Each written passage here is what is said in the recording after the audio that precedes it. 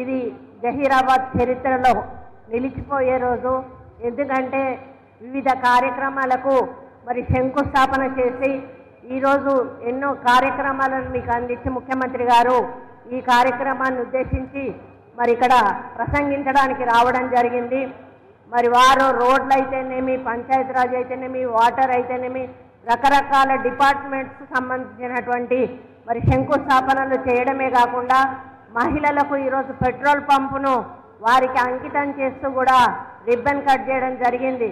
ఒక మహిళగా నేను చాలా గర్వపడతా ఉన్నాను.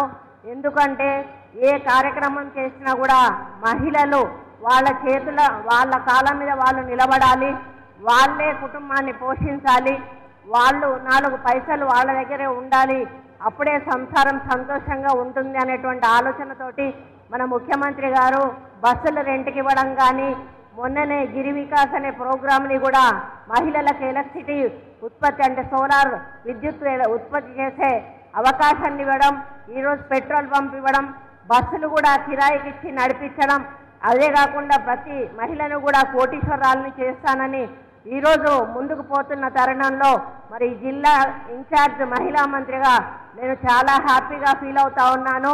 ముఖ్యంగా ఈ జిల్లాలో హేమీలు ఉన్నారు.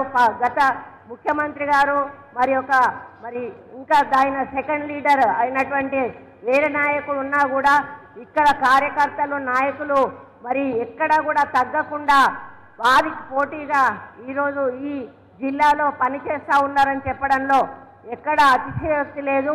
మీరు ఇదే ఉత్సాహంతో ముందుకెళ్ళాలి. ముఖ్యమంత్రి గారు మన వెంట ఉంటారు. తప్పకుండా రాబోయే స్థానిక సంస్థల ఎన్నికలను లక్ష్యంగా పెట్టుకొని మనందరం కూడా పని చేయాలి.